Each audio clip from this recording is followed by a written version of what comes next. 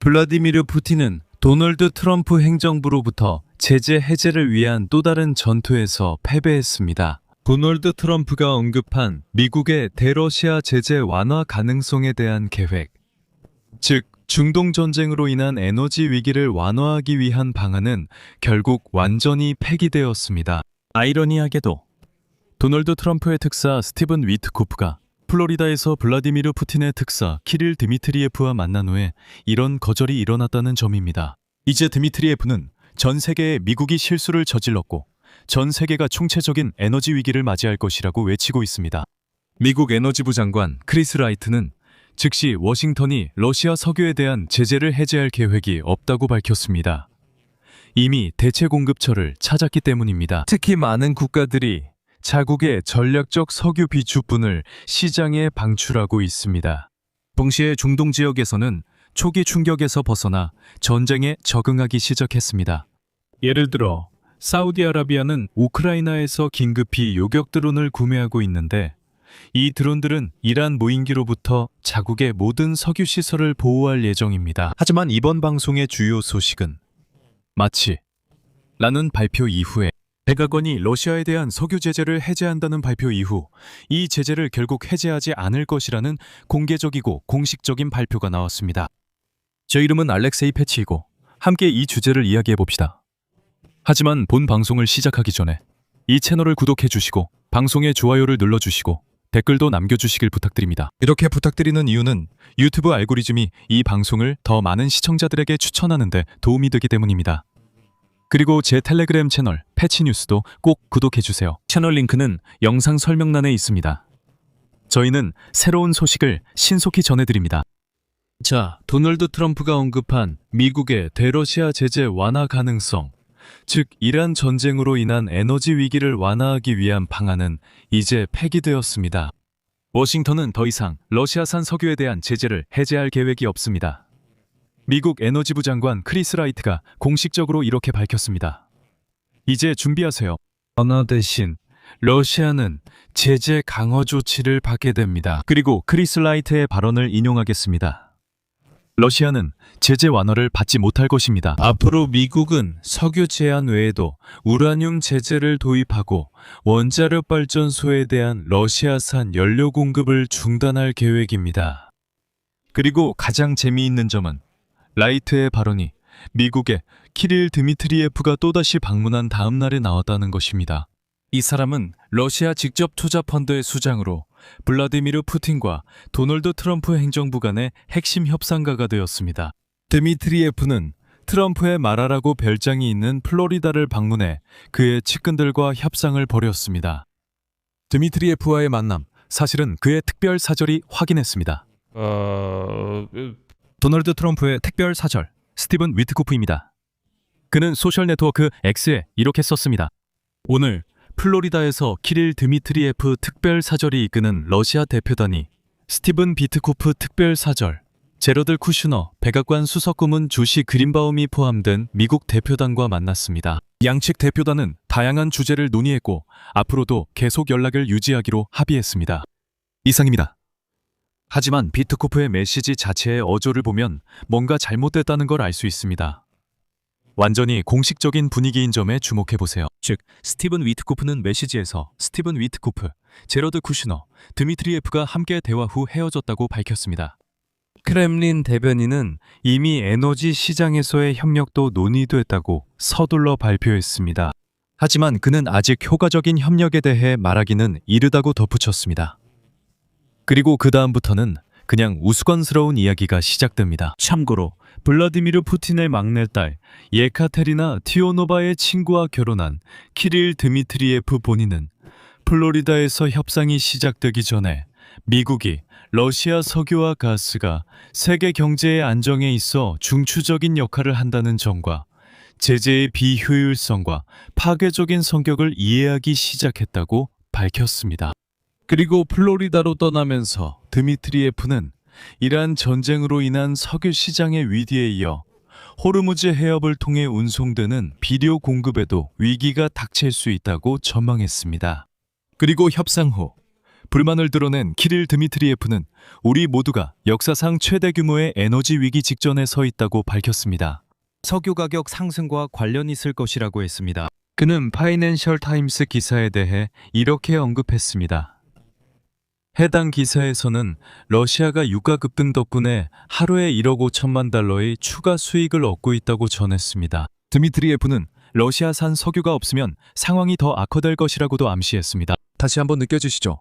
이건 그가 협상 전에 하는 말입니다. 미국인들이 드디어 러시아산 석유 없이는 아무것도 할 수 없다는 걸 깨달았군. 그 후에 거절당하자 그는 끝났다고 말합니다. 그 다음에는 전 세계가 완전히 망가집니다. 월요일에 유가가 장중한 때 배럴당 190달러를 넘는 최고치를 기록했다는 점을 말씀드리겠습니다. 이것은 2022년 6월 이후 가장 높은 수준이었습니다. 가격 상승은 사우디아라비아와 다른 주요 산유국들의 공급 축소와 관련이 있으며 이로 인해 전 세계 공급 차질에 대한 우려가 커졌습니다. 그리고 그때 로이터는 3월에 러시아 예산의 석유산업 광물 채굴세 수입이 거의 2배로 늘어날 수 있다고 보도했습니다. 거의 6천억 루블에 달합니다. 러시아에게는 이 상황이 매우 유리하다는 얘기입니다. 하지만 러시아인들이 기뻐할 틈도 없이 G7 국가의 장관들이 전략 비축유를 사용하는 아이디어를 지지했습니다. 그들은 전략적 비축유 사용을 포함한 선제적 조치의 시행에 원칙적으로 동의했습니다. 한편 독일은 시장을 다시 안정시키기 위해 자국 비축유의 일부를 방출하기로 결정했습니다. 심지어 도널드 트럼프조차도 미국이 전략적 석유 비축유를 활용해 급격한 유가 상승을 완화하겠다고 발표하기에 이르렀습니다. 그리고 같은 날 국제에너지기구 IEA 회원국 32개국은 에너지 가격을 억제하기 위해 전체 전략 비축유의 3분의 1을 방출하기로 합의했습니다. 중동 지역의 상황이 악화되는 가운데 여기서 말하는 금액은 4억 달러에 달합니다. 이것은 상당히 큰 규모입니다. 즉, 러시아 없이도 석유 시장을 안정시키는 방법을 찾았다는 말입니다. 더 나아가 중동 지역에서는 이미 첫 번째 충격에서 벗어나 전쟁에 적응하기 시작했습니다. 전쟁은 금방 끝나지 않았으니 적응해야 합니다. 세계 최대 석유 수출업체인 사우디아람코는 이란 드론의 공격으로부터 자국의 유전지대를 보호하기 위해 우크라이나 무인기를 구매하는 방안을 논의하고 있습니다. 이 소식은 월스트리트 저널이 보도했습니다. 보도에 따르면 협상은 2개의 우크라이나 회사와 진행 중입니다. 스카이풀과 와일드 호네츠입니다. 바로 그 와일드 호네츠, 드론 유격기를 생산하는 회사입니다. 이 기체들은 드론을 들이받거나 근처에서 폭발하여 무인기를 무력화할 수 있습니다. 사우디 아람코 외에도 사우디 당국은 우크라이나 무인기와 유격기 구매에 대해 별도로 협상을 진행하고 있습니다. 또한 왕국의 관계자들은 우크라이나 기업 팬텀 디펜스와 드론의 통신을 방해하기 위한 전자전 시스템 구매에 대해 논의하고 있습니다. 페르시아만의 에너지 시설에 대한 이란의 일련의 공격 이후 우크라이나 기술에 대한 관심이 급격히 높아졌습니다. 특히 3월 7일 이란에서 발사된 드론이 사우디의 베를리나 유전지대를 공격했습니다. 엘주바일 근처에서는 이전에도 라스타누라 정유 공장과 사우디 아람코의 다른 시설들, 그리고 카타르, 쿠웨이트, 바레인, 아랍에미리트의 에너지 인프라가 공격을 받은 적이 있습니다. 이러한 상황에서 사우디아라비아는 우크라이나로부터 방어 시스템을 최대한 빨리 확보하려고 하고 있습니다. 또한 월스트리트 저널 인터뷰에서 사우디 아람코는 앞서가고 싶다고 밝혔습니다. 자국 정부와 카타르를 포함한 지역 경쟁자들보다 먼저 구매하고 싶어 한다는 것입니다. 이 회사는 가능한 한 빨리 이 드론들을 구매하고 우크라이나인들과 가장 먼저 계약을 체결해서 보호를 받고 새로운 환경과 현실 속에서 석유를 생산하고 시장을 안정시키기로 결정했습니다. 재미있는 점은 블라디미르 푸틴의 특사가 플로리다로 향하면서 미국인들이 러시아인들에게 석유 시장을 안정시키는 데 도움을 요청할 것이라고 확신하고 있었다는 것입니다. 그리고 드미트리예프의 발언을 보면 그는 이미 승리를 축하하고 있었고 제재가 완전히 해제될 것이라고 확신하고 있었습니다. 시장 상황이 그렇잖아요. 하지만 그게 사실이 아니었습니다. 러시아인들은 이미 바다에 있던 일부 석유만 판매할 수 있도록 허락받았습니다. 그리고 모두가 첫 충격에서 벗어나 해결책을 찾았을 때 러시아는 그렇게까지 필요하지 않다는 게 드러났죠. 그냥 또 하나의 주유소일 뿐이니까요. 마지막으로 덧붙이자면 앞서 이 키릴 드미트리예프가 미국과 무려 14조 달러 규모의 거래를 체결할 계획에 대해 이야기한 적이 있습니다. 이 금액은 러시아의 국내 총생산 GDP보다 거의 7배나 많은 액수입니다.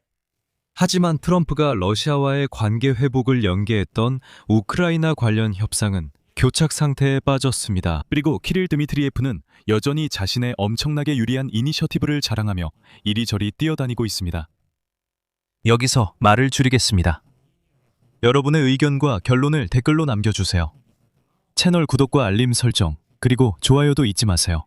이번 영상이 여러분께 흥미롭고 유익했다면 여러분의 후원이나 유료 구독을 통해 저희 유튜브 채널의 활동을 금전적으로 지원하실 수 있습니다. 방법은 이 영상 설명란에 있는 모든 링크와 계좌 정보를 참고하시면 됩니다.